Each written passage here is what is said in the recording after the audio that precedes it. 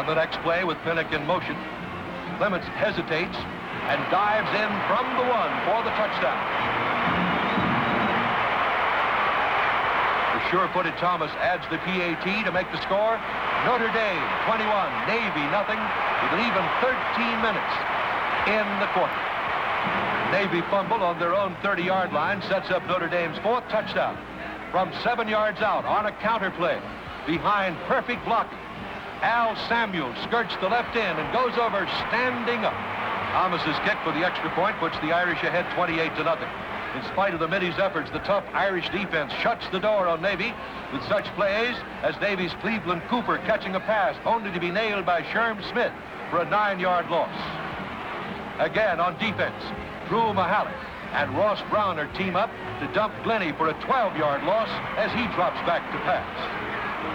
The 4th quarter sees Jim Stock wide open, charge Glennie into the end zone for a safety. The score, Notre Dame 30, Navy nothing. On the ensuing Navy free kick, Simons misses the catch, fumbles the ball as he picks it up and is tackled. And the Middies recover the ball on the Irish 25. With 1st and 10 from there, on a perfectly executed play, Glennie throws a strike against the grain to Van Loan in the end zone to put Navy on the scoreboard. Dyke's kick is good, and the score is Notre Dame 30, Navy 7. On the Navy kickoff, Al Hunter gathers the ball on the 1-yard line and electrifies the 59,000 partisan fans with a 74-yard return to the Navy 25 before he is finally brought down. 5 plays later, Cliff Brown passes to Willie Townsend. He goes in to score. With Thomas's PAT, the lead is 37-7. Soon afterward, the Irish began another drive from their own 20-yard line. Tim Simon on a reverse tears up the sod behind excellent downfield blocking for 33 yards. This 80-yard drive culminates in a touchdown with Tom Parisi taking the handoff from Frank Alaco and powering his way over right tackle. Thomas's extra point closes out the game. On the schedule, an away game with the surprisingly improved University of Pittsburgh Panthers, this year under new coach Johnny Majors. The Irish are first to score on this cold, blustery afternoon. Wayne Bullock picks his way up the middle for an 11-yard touchdown. This caps a 24-yard drive set up by a Pitt fumble. Thomas kicks the extra point, and the score is Notre Dame 7, Pitt nothing, with 9:17 to play in the first quarter. The teams exchange field goals in the second quarter, and the halftime score is 10-3. In the third quarter, with 4th down for the Irish, Brian Doran booms a 60-yard punt, which is finally down on the Pittsburgh 3-yard line.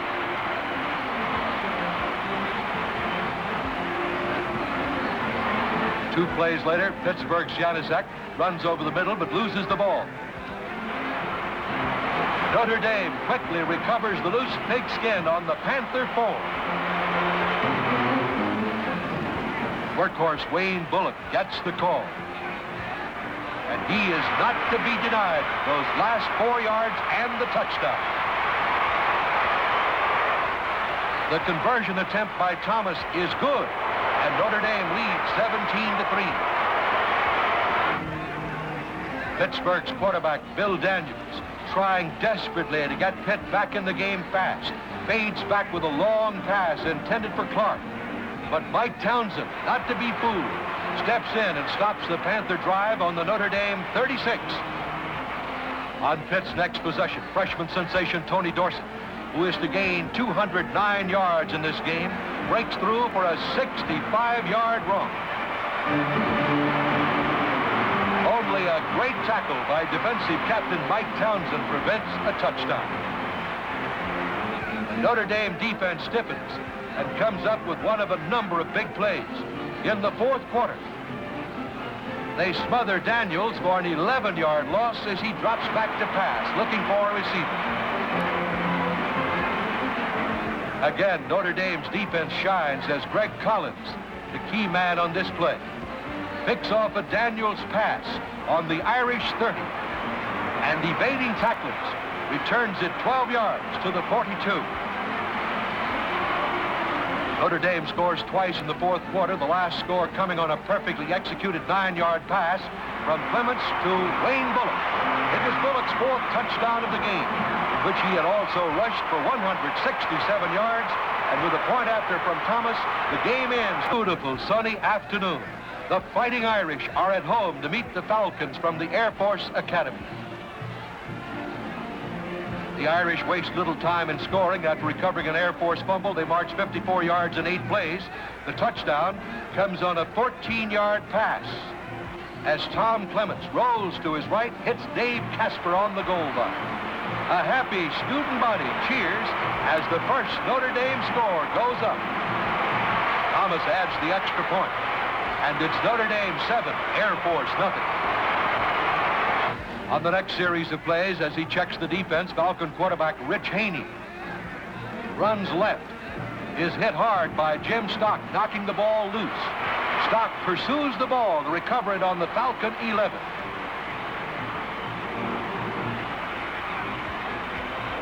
Capitalizing on the turnover, Notre Dame scores again as Eric Pennick takes a pitch out from Clements, circles left in, pulling his way through the Falcon defenders for the touchdown. Thomas's conversion is good, and the Fighting Irish have a 14-0 lead over the Air Force. The Irish offense gets another chance, moves the ball to the 8, from where Wayne Bullock takes the handoff and drives over right guard for the touchdown. Bob Thomas adds the point after, and the score is Notre Dame 21, Air Force nothing. Air Force scores to open the second quarter, but Notre Dame comes right back.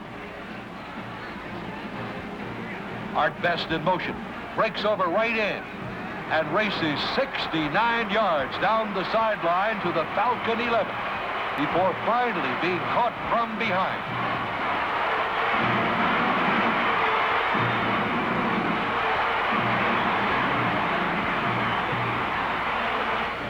The drive stalls, and Bob Thomas comes on to try a 36-yard field goal.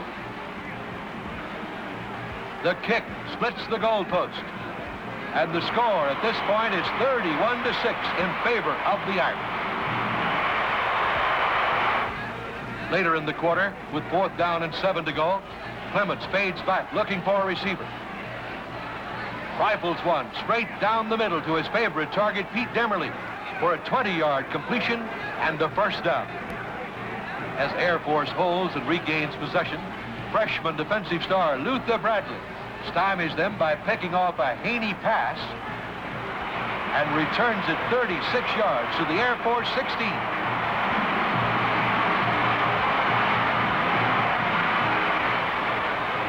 This leads to another Thomas field goal and a 34-6 halftime score. The Irish failed to score in the third quarter, but here Pennick slashes for 17 yards and a first down.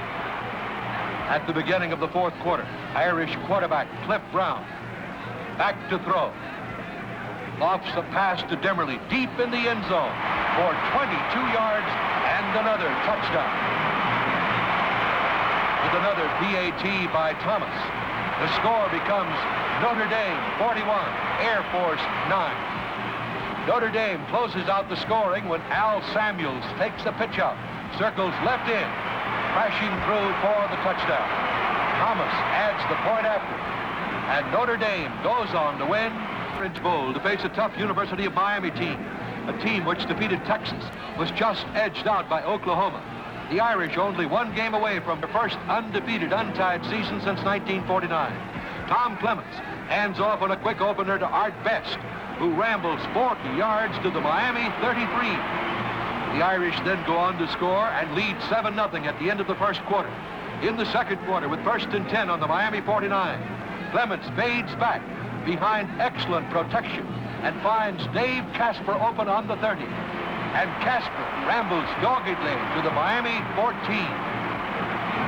After 3 running plays, failed to make the necessary yardage. Clements again takes to the air. Spots Pete Demerly in the end zone with a perfect pitch for Notre Dame's 3rd touchdown. The Irish had missed the extra point following the preceding touchdown and elect to go for the 2-point conversion. Clements runs the keeper to the right and dives over the goal line for the extra 2. The score, with 11:15 on the clock, is Notre Dame 21, Miami nothing. Another Irish drive stalls at the Miami 30, but with Brian Doherty holding, Bob Thomas boots a 47-yard field goal, adding to the total. And the half ends with Notre Dame 24, Miami nothing. After starting the 3rd quarter from their own 20, the Irish drive to the Miami 24. On 2nd down, Clements again takes the aerial route on a throw to Pete Demerly. This one good for 15 yards. It's 1st and goal on the Miami 9. The next play sees Eric Penny in motion. Takes the ball on a handoff. Veers over left tackle. And goes in for the touchdown. All that remains is for Bob Thomas to again convert, to give the Fighting Irish a commanding 31-0 lead. Notre Dame again regains possession as Miami fumbles on the Irish 48. Clements drops back. Pitches another perfect strike to Art Best for 15 yards and a 1st down. After moving to the Miami 7, Clements drops back, rolls right, and flicks one to Demerly, open in the end zone for a touchdown. Notre Dame leads 38-0.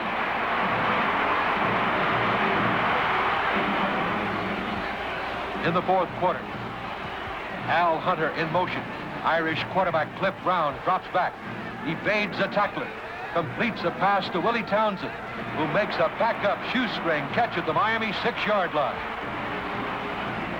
On what was to be the final score of the first perfect season since 1949, Brown keeps the ball, and following his interference, goes in over the corner, standing up for the touchdown. Game ends with Notre Dame 44, Miami nothing.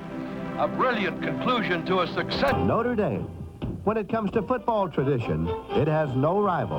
Anyone who has ever experienced a game in Notre Dame Stadium will tell you there's something special about the Fighting Irish spirit. Any quarterback, his biggest kick in the game would have to be a touchdown pass. But I think here at Notre Dame, it's just about any time you go across the goal line with the fans screaming and the band playing, and it just does something to me.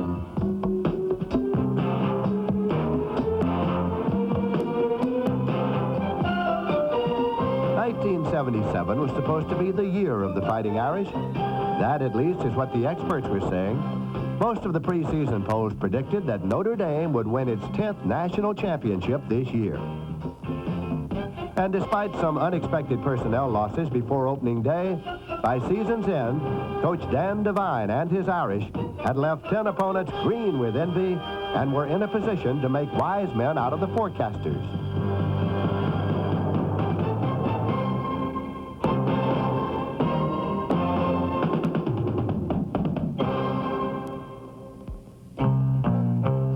A late change in the schedule gave the Irish a crucial test at the outset. They had to face defending national champion Pittsburgh.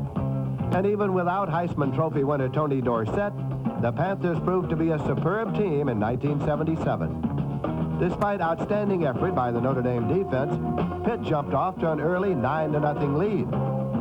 But quarterback Rusty Lish started the Irish on the move.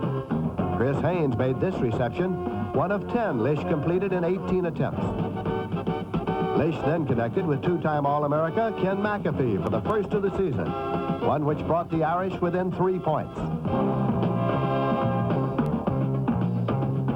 It was then up to the defense to contain the Panthers, and that they did. Over the final 3 quarters, Notre Dame limited the explosive Pitt offense to a mere 29 yards. Ross Browner, college football's most decorated lineman, batted away this lateral and made the crucial recovery.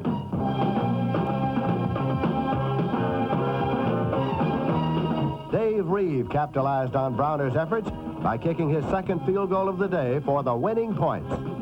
By the end of the 1977 season, Reeve would own nearly every kicking record, including field goals, extra points, and kick scoring on a game, season, and career basis.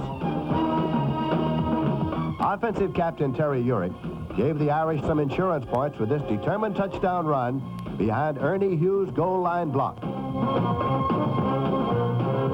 Notre Dame had passed the big test against the 7th-ranked Panthers.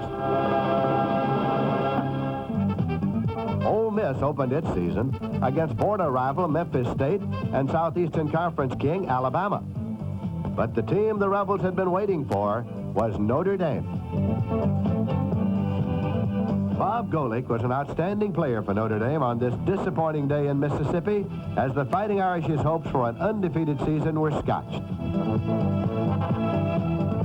This was the beginning of an All-American season for the middle linebacker, one in which he would make 146 tackles to set a Notre Dame record.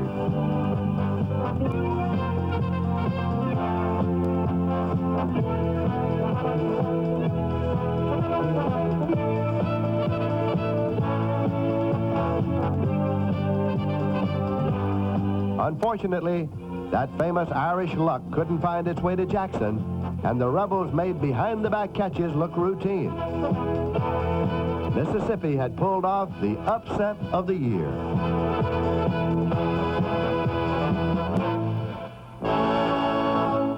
If the Irish were to bounce back, they would have to do it on the road, this time against intra-state rival Purdue. Freshman quarterback Mark Herman was the talk of the Midwest, and he showed why in the first half. Herman connected on this 37-yard scoring play to Ray Smith and enough others to give the Boilermakers 24 first-half points.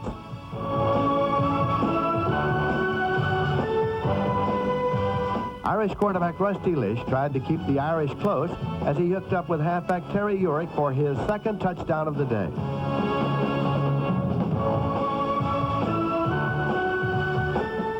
The Notre Dame defense decided it was high time for a little freshman hazing.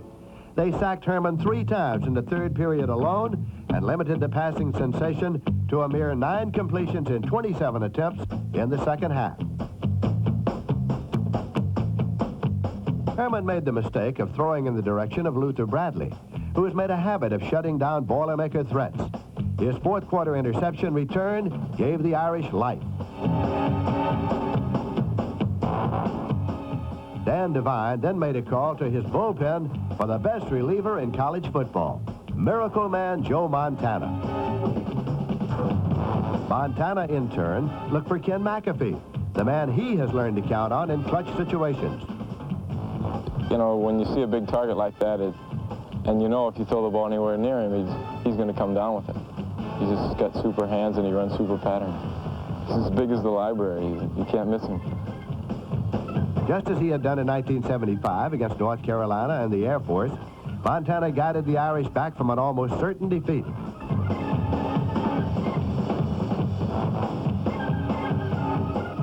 In those 2 comebacks and this fourth quarter rally, Montana accounted for 52 points, 19 of 26 passes for 417 yards, all in the span of only 15 and a half minutes. Fullback Dave Mitchell fought his way into the end zone for the winning score against the Boilermakers.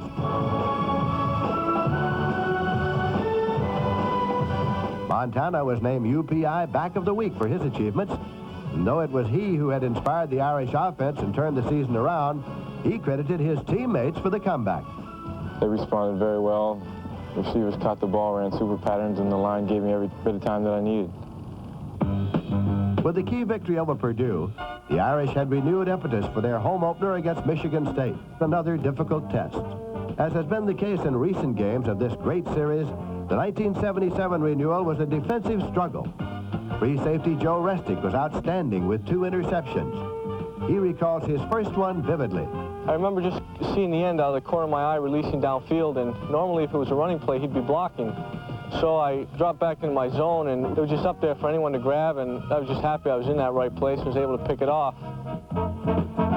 Restic, who led the team with 6 interceptions, is a pre-med major and is a model student athlete. Notre Dame for me is a unique experience. I don't think there's a better school where you can get a better combination of academics and athletics. It just offers the best of both worlds. Resty keyed an Irish effort that shut off a normally potent Spartan passing attack. The defensive line had leading roles in this performance too, and they were quite a hit with the quarterback. First, Ken Dyke. Then, Scott Zedek and company.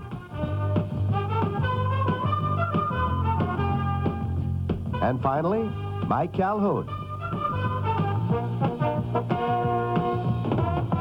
Dave Mitchell also became a household word with Irish fans, gaining 91 yards in his first start at fullback.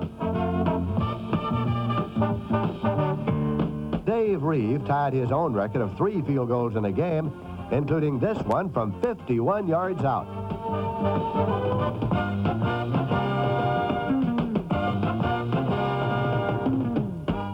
Reeve would become Notre Dame's second leading all-time scorer, an accomplishment made possible with a little help from his friends, the exciting and explosive Irish offense.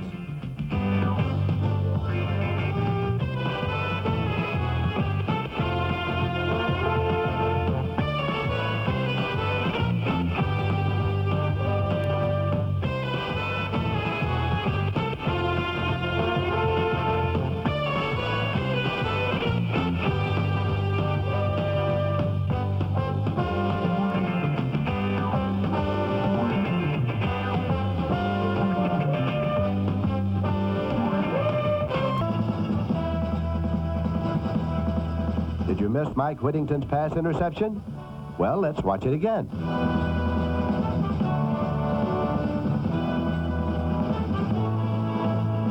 Army quarterback Lehman Hall was later intercepted by Luther Bradley to thwart another cadet drive. Hall couldn't have been too pleased with the Irish pass rush either, especially that of number 77, Mike Calhoun. The junior tackle dropped Hall for losses 3 times and ranked second to Ross Browner in that category on the season.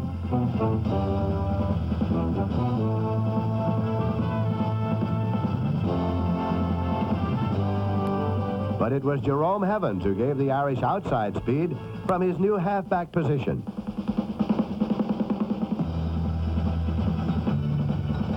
Running out of the I formation for the first time, Evans broke the single-game rushing mark of 186 yards set by Emil 6-yard Sitko in 1948.